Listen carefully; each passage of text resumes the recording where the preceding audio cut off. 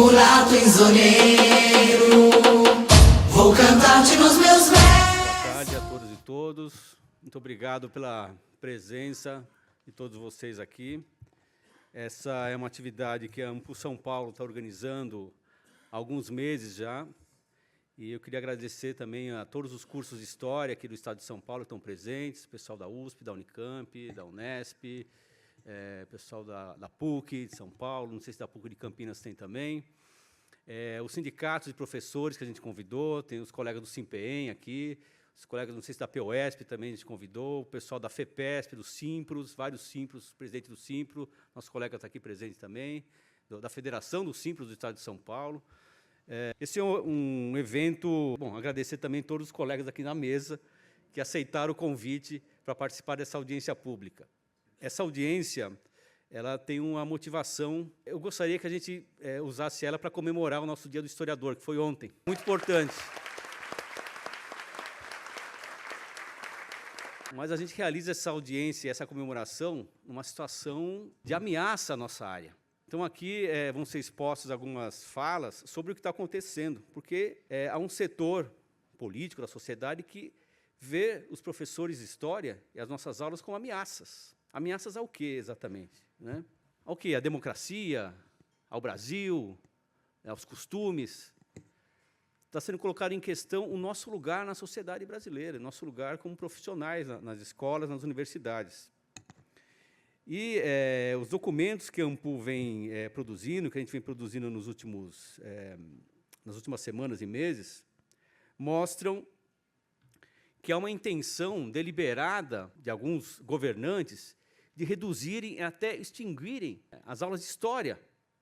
E alguns colegas me perguntaram, mas realmente é verdade isso, Everaldo? Realmente vocês precisam fazer uma mobilização desse tamanho? Será que a história está realmente ameaçada? E nós, como historiadores, né, devemos lembrar que já ocorreu na história do Brasil a extinção da disciplina de História nos currículos. Eu não tive História quando estava estudando no ensino fundamental. Não tinha professor de História. Isso foi extinto em 1971, durante a ditadura militar. Já ocorreu no Brasil um momento em que tiraram do currículo a disciplina de História. Então, não é uma invenção, né, algo imaginário nosso, é algo concreto que ocorreu. E esses setores que realizaram isso estão no governo do Estado de São Paulo, por exemplo, hoje. Estão reduzindo a carga horária, foi reduzida em 35%. E há um processo de desgaste, de ameaça aos colegas de História, vários de nós aqui estamos sentindo isso. No último sábado, no prédio da História, lá na USP, houve já uma nova provocação, a quinta nesse semestre, a quinta provocação, de grupos extremistas que vão ameaçar, vão rasgar cartazes, vão tentar criar provocações. Então, não é algo inventado na nossa cabeça. Há realmente um processo que tenta acuar, né, o trabalho e as atividades dos professores de História. Mas está indo além. Né? Os colegas aqui vão poder falar e detalhar. O governo do Estado vem implantando uma série de plataformas comandadas pelas Big Techs, estão tirando a autonomia e a capacidade, a possibilidade dos professores de História atuarem na sala de aula, desenvolver o seu trabalho. Não é só da História, as ciências humanas também. As ciências humanas em geral. E vai além, como a gente colocou no nosso documento, na nossa declaração, há também a construção de um conjunto de instrumentos que buscam banalizar, buscam pasteurizar a história, como se fosse um conhecimento para diversão ou algo que possa ser manipulado ao bel prazer das opiniões políticas. E não é isso, não se trata disso. Então, além de retirarem deliberadamente as aulas de História dos currículos, há também uma operação midiática, política, que visa banalizar, visa o lugar social da História na formação, né, dos jovens e do lugar da História na formação da sociedade brasileira, como nação, da nossa identidade como nação. Então, se trata disso, de enfrentar esse problema, e não achar que é algo, né, que vai passar. Se nós que trabalhamos na área de História, nas escolas públicas, privadas, no ensino fundamental, médio, nas universidades, nos arquivos e outros espaços, não nos mobilizarmos, não nos organizarmos e discutirmos isso com a sociedade, o conjunto da sociedade, essa situação tende a piorar. Então, nossa associação, a AMPU, que foi fundada em 1961 e que nos anos 80, na década de 80, conseguiu, mobilizando a sociedade, restituir o lugar da História nos currículos aqui no Estado de São Paulo e no Brasil também, ela tem um novo papel a cumprir agora. Nós temos que defender a área de História e, por consequência, o conjunto das ciências humanas desse processo que tentam realizar de destruição da nossa área. Então, o objetivo nosso aqui é discutir isso, né? É conversar sobre isso. Por isso que a gente está convidando vários colegas aqui na mesa para tratarem desse assunto. Mas não só discutir. Nosso objetivo é ir além. Então, a ANPU São Paulo está propondo a construção de uma campanha em direção à sociedade paulista e também à brasileira, eu acredito, a ANPU Nacional está aqui, pode falar, no sentido de conscientizar a população do significado da área de História, dos estudos de História, da disciplina de História, na formação da juventude e como expressão também dos valores culturais da sociedade brasileira. Então, é para isso que a gente está aqui, para discutir. Queria agradecer a presença de todos. Espero que a gente saia daqui também com uma consciência mais organizada e mais forte do nosso papel e do nosso significado na sociedade paulista. Então é isso, queria agradecer então a presença de todos, passar então a palavra à professora Laura de Mello de Souza, para que ela possa também fazer uma exposição, que é do Departamento de História, já aposentada, né? Recebeu ano passado o Prêmio Internacional de História, temos muito orgulho que a professora tenha recebido esse prêmio pela sua obra, pela sua trajetória, pelo seu papel na defesa também do conhecimento histórico como um conhecimento que precisa ser defendido pelos nossos colegas. É isso, obrigado. Professora, por favor.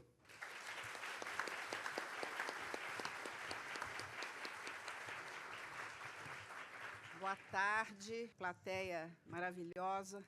Todos estamos aqui em casa, somos todos de uma forma ou de outra ligados à história. Eu atuei pouco no ensino básico, fundamental, enfim, e médio, não é? Eu tive sempre no ensino universitário, portanto, diante de tantos professores, eu não fui propriamente uma professora do ensino fundamental, nem médio, mas fui uma professora de professores. Tenho muito orgulho de ter dedicado mais de 40 anos da minha vida à formação de professor. E eu queria me deter, sobretudo, em poucos pontos, não vou me estender muito. Primeiro, lembrar que, em 2020, nós conseguimos o reconhecimento nacional da profissão de historiador. O historiador, hoje, é uma profissão. A ANPU lutou para que isso acontecesse. Eu mesma dei depoimentos nesse sentido. E, portanto, estamos diante de uma profissão que é ameaçada. Uma profissão que tem, nas entrelinhas, ou mesmo explicitamente, tem sido considerada, como Everaldo acabou de dizer, desnecessária e substituível. Eu gostaria de saber se alguém entregaria o seu corpo, não é, para uma pessoa operar sem que fosse médico, ou que contratasse para defender os seus direitos uma pessoa que não fosse um advogado profissional. Então, trata-se de uma profissão reconhecida por lei e que nós temos a obrigação de defender diante das agressões que, desde 2017, ela tem sofrido. E não foram poucas.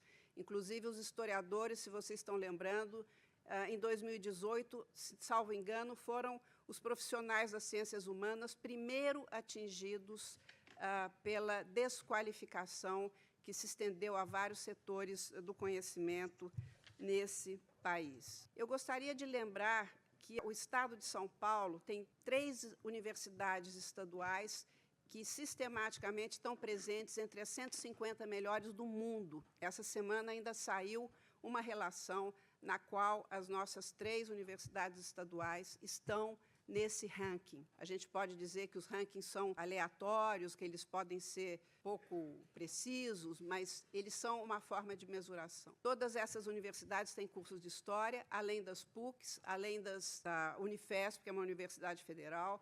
Então, nós temos obrigação, nós temos o dever de preservar esse imenso patrimônio do Estado de São Paulo. Eu gostaria também de lembrar que nós formamos, todos os anos, quadros profissionais habilitados a desempenhar o papel de professores nas escolas. Então, pelo que eu vi dos perigos que pairam sobre a nossa cabeça no momento, um deles é justamente o desconhecimento ou não reconhecimento da nossa especialização. Quer dizer, nós estudamos muito nós dedicamos anos da nossa vida a uma formação profissional. Então, eu acho que esse é um aspecto que deve ser lembrado, a importância da especialização profissional do historiador, que nós não podemos absolutamente deixar que isso seja colocado de lado e que a nossa disciplina seja misturada com outras disciplinas e seja ministrada por pessoas que não são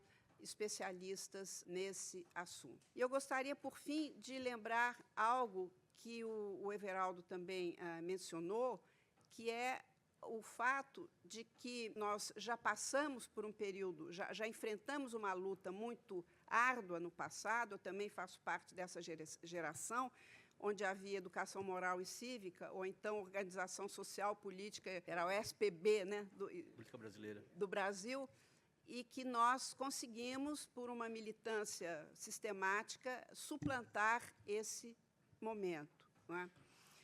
Para que serve a história? Que é uma pergunta que a sociedade frequentemente faz.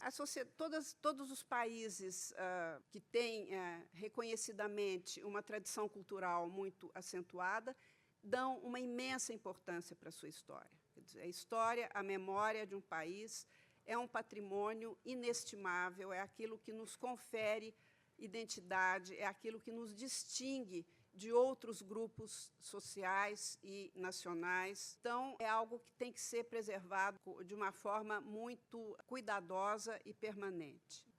A história ela é um instrumento de civilização e de emancipação dos povos, que é dos mais importantes. A memória de uma nação é um tesouro que nós, historiadores, procuramos preservar. E, por fim, a reflexão, a conscientização, a tentativa de compreensão dos problemas que nós vivemos, seja na duração, no tempo, seja no nosso cotidiano, são o objeto da nossa atividade. Não é? Nós não estamos aqui para explicar, nós estamos aqui para compreender. Eu acho que há uma diferença fundamental. A compreensão dos processos que nós vivemos, ela passa pelas ciências humanas. Esse é um valor inestimável das ciências humanas, é procurar compreender o mundo no qual nós vivemos, a herança que nós recebemos e procurar transformar a sociedade através da forma mais generosa e mais abrangente possível. Um dos pontos que me parece que estão sob ataque também é justamente a introdução da disciplina que estuda o legado africano, não é, e indígena no nosso povo.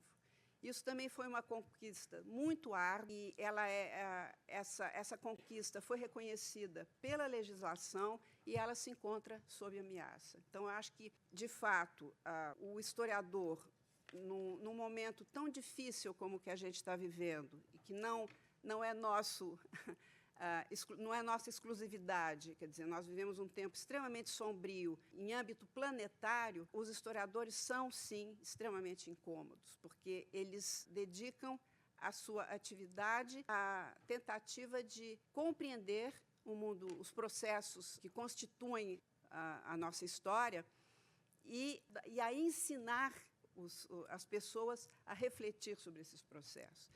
Então, eu creio que realmente tudo isso que nós estamos passando e que o Everaldo colocou na sua introdução constitui uma ameaça séria à nossa vivência democrática. Não é? Então, eu acho que é muito oportuno a gente tentar manter esse ímpeto, não é? Esse impulso vivo e encaminharmos a nossa militância, a nossa luta de uma forma consequente e permanente.